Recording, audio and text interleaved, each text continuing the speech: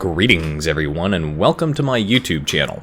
I'm your host Captain Rye, and today's YouTube video has me back in my mighty Scharnhorst. Yes, that's right, this ship is sleek, sexy, fast, has excellent belt armor, has torpedoes, and great secondaries. I'm sorry, what were we talking about? Oh right, the battle! Yes, that's right, I'm back here in my awesome Scharnhorst. I've had several people ask me this in comments as well as personal messages, and I've seen this posted a lot on the World of Warships subreddit, asking, should you buy the Scharnhorst? Or should you buy the Tirpitz? And in my personal opinion, having both of these ships and having played both of these ships heavily, I can honestly say that I have more fun and enjoyment in the Scharnhorst than I do in the Tirpitz. Now, the Tirpitz has got excellent armor. We're talking Bismarck armor. So, bow on, very difficult to Citadel, incredibly hard hitting with those 15-inch guns, and of course you get 8 of them. But, in my opinion, because you end up facing tier 10s, Tirpitz not as enjoyable as what the Scharnhorst can bring to the table. So, personally, anytime anyone asks me, I always say go for the Scharnhorst. Yes, it's a little bit higher skill capped to do really well, especially when dealing with these 11-inch guns, because they don't always have the consistency on penetration on whether or not you're going to Citadel, bounce, or over-penetrate. However, this ship isn't about doing those big, massive, devastating strike damages with the guns. This ship is a damage dealer over time. And if you watched any of my other Scharnhorst videos, you'll know that I always start out the battle with little amounts of damage, like 2, 3, 4,000, but that just, every 20 seconds, that stacks up by 4 to 5,000 damage. And by the end of the late game, I've done 100k. And probably gotten some torpedo hits, and I love using the torpedoes on this ship. Now, the map is Estuary, the battle mode is Domination. I have, no, the battle mode is Standard Battle Mode, not Domination. That's my mistake. I'm just so used to seeing Domination mode on this matchup. It's very, very confusing when it doesn't end up popping up. I've decided and communicated with my team that I'm going to go ahead and push up here towards where the D cap point would be on this side of the map. And I'm going to try and get my guns to bear on several of these cruisers. Now, there was a destroyer up there in the smoke screen. I was able to, fortunately, dodge all of his torpedoes, and now I've got a lot of cruisers to shoot at. There's a Leander up there, there's an Atlanta up there, and there's a Shores up there as well. Here's some examples of that inconsistency as far as damage dealing with these guns. As you can see there, I managed to hit the Atlanta, but I didn't actually do a lot of damage. Now the Atlanta's turning broadside on. Can I secure a Citadel? These guns are good for doing that. No, the answer is I don't manage to secure a Citadel, which is a little disappointing. Enemy Gneisenau pushing up here. I turn hard. I got my torpedoes away at him. He's flagged for secondaries. The problem with manual secondaries, of course, is that when you have multiple ships within your secondary range, both sides don't shoot. Now that Gneisenau, he's turned hard. He's getting broadside on, which means he's probably got torpedoes or trying to get torpedoes. Can I hit him with a torpedo? I do manage to do it. Still haven't flagged for secondaries. They're doing a reasonable amount of damage. I pop my repair ability, get that health back up while I'm engaged in this brawl with this guy. Managed to basically drop his HP incredibly low and secure my first kill of this game within close quarters. The enemy team, however, is winning outright. Just look at that. They've managed to take out 2 of our destroyers and 3 more ships beyond that. Speaking of destroyers, here's the cheeky little Mahan who fired torpedoes at me earlier.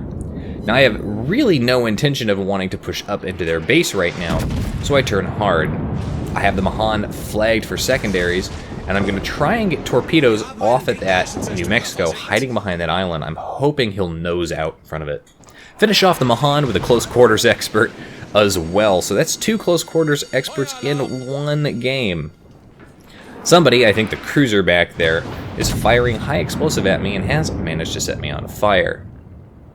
My team has pulled back the scores just a little bit, and they've pulled back the number of ships on each team just a little bit.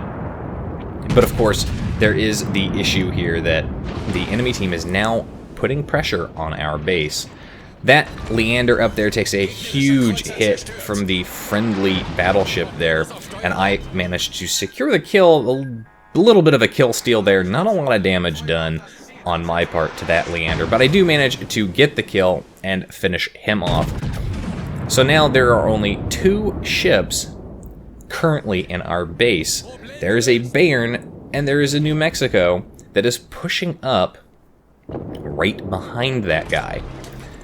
So since there's not too many ships in position right now to defend the base, and the ones that are very far away, and because I've got the health and being a top tier battleship, I'm going to go ahead and I'm going to push back up to the base. I've got the speed to turn around and be more mobile. When you're playing the Scharnhorst, it's important to remember that you have that mobility. You've got the speed, you've got the rudder shift and the turning circle, so you can sit kind of middle of the pack, not being too far forward, not being at the very back, and you can be very flexible. You can push up and tank when you need to and get those torpedoes away.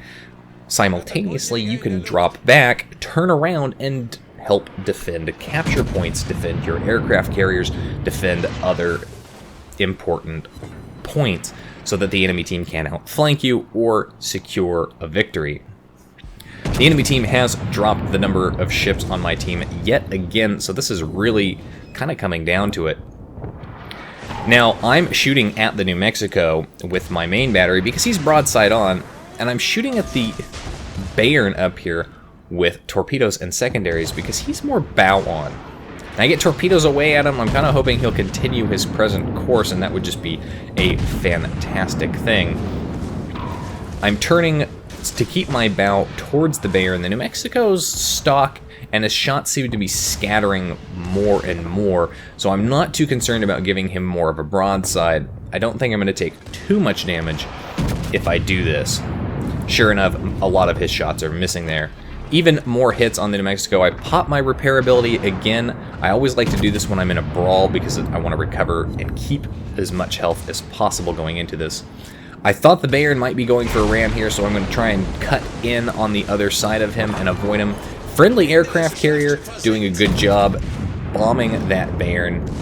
Shots kind of go high there, but it worked out for the best as I managed to hit his superstructure and do a good amount of damage. Secondaries blazing away as I take out that New Mexico with torpedoes. And the torpedoes on my port side are almost reloaded again, and that Bayern is not in a good position to deal with it.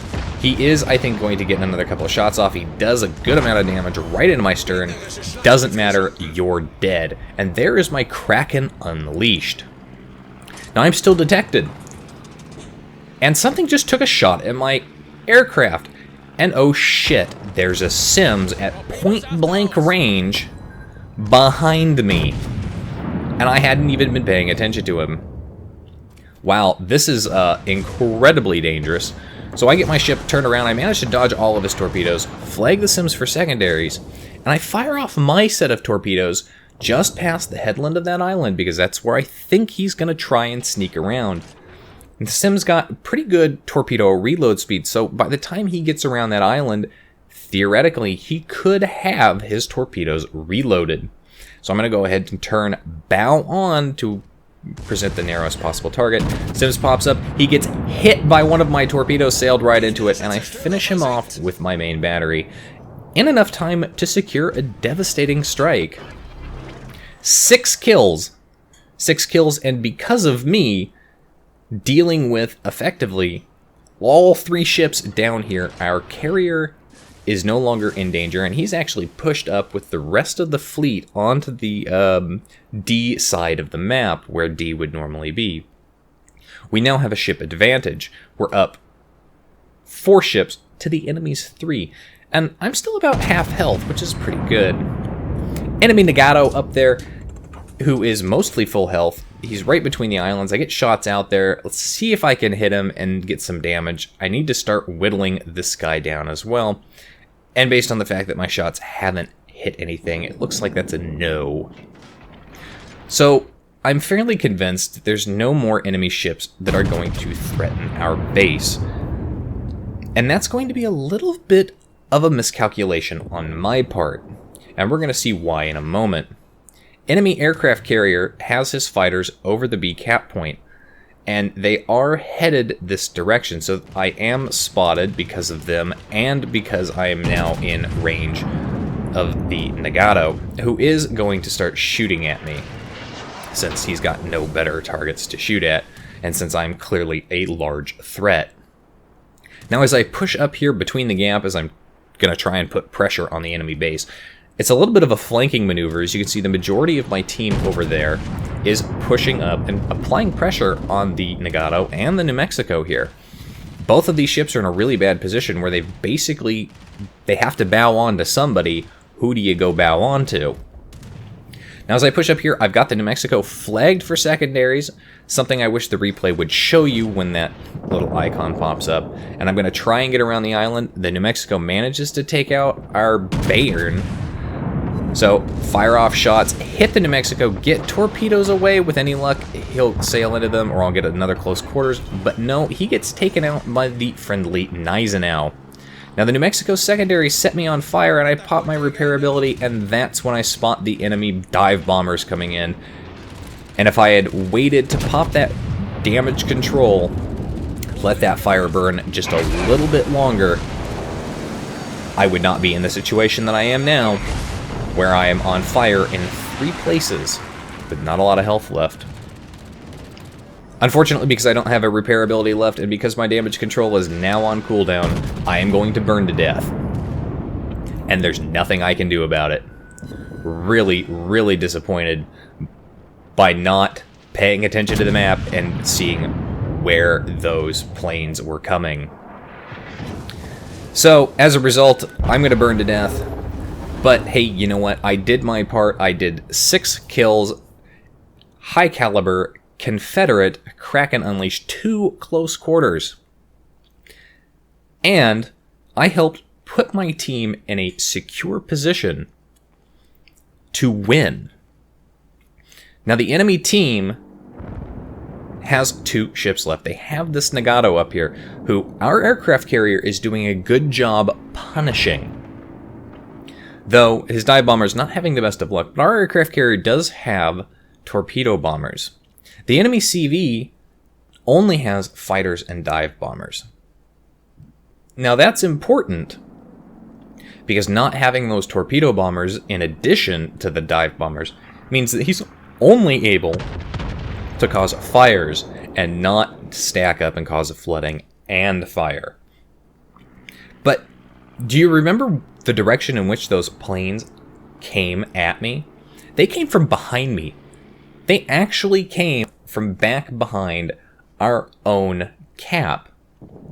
And that kind of tells me that the enemy carrier might have actually moved all the way around and was pushing closer and closer to our friendly cap in an effort to try and support his fleet. But at this point, that CV could be anywhere. Friendly Gneisenau is putting pressure on the enemy base. He is capping that. Our carrier is going to push up, and he is going to start capping as well. Unfortunately for our carrier, the problem that he's going to run into now is that he's close enough. As you can see there, he's taking damage in from the Nagato. So the enemy carrier is spotting him, and the Nagato's able to get shots out on him. But friendly carrier manages to take him out with torpedo bombers. Very good game. At this point, my team has 2 ships in the enemy cap, and there's no one yet putting pressure on our base, so we're now up on points. There's not a lot of time left in this battle. So really, all we have to do is effectively not die and hope that the enemy doesn't start capping our base. Now, here come more dive bombers. And again, notice where those dive bombers are appearing from. Notice where those fighters are appearing from. They're appearing from back behind our base. The dive bombers, this carrier makes kind of a crucial mistake as he begins to cap our base. So now we know exactly where he is located. More importantly, he opts to drop his bombs on the flight deck of our carrier rather than the Gneisenau. The Gneisenau has more base capture points than our CV does, and if the enemy carrier had decided to drop bombs on the Gneisenau and on our carrier, he could have reset our base capture progress almost entirely, extending this game as long as possible. But of course, that doesn't really matter at this point, because we are up on points because we have been capping for so long. Friendly carrier is going to get his aircraft over here. The Gneisenau is pushing back. He's trying to help combine his firepower with the friendly CV and effectively take down as many of those airplanes as possible so they can't be spotted, so it makes it a little more difficult. Friendly carrier manages to score a whopping hit on that aircraft carrier, but we cap out anyway, so yay us. 153,000 damage done in a victory, over 760,000, almost 770,000 credits earned. 2 close quarters, Confederate, high caliber, and Kraken. Overall, a very good battle for me in my Scharnhorst, although I did have to do a lot of carrying. Luckily, the Scharnhorst has very broad shoulders just for that. Top 3 people on the enemy team there, that friendly carrier, the Gneisenau, and of course me and the Scharnhorst. Well over 2,000 base XP, top of the team for XP earned. Anyway, that's it for today's video, folks. If you like the video, hit that like button. Hit the subscribe button and leave a comment down below. If you'd like to get semi-regular channel news and updates, you can do so by liking and following my Facebook page. If you'd like to help support me and my channel, as well as get access to some of these replays early, now they're just the straight replays and no commentary, you can do so by becoming my supporter on Patreon. Any support level gets you access to these replays early. If you'd like to send me a replay like this one and see it featured on my channel, hopefully, you can do so by sending it to my email. And if you'd like to watch me play World of Warships among other games live, you can follow my Twitch channel. Additionally, don't forget I'm running my 1,000 subscriber giveaway contest. You can find the details in the description below for that, as well as the links for all of the other things in the description below. And as always, I'll see you next time. This is Captain Rye, signing off.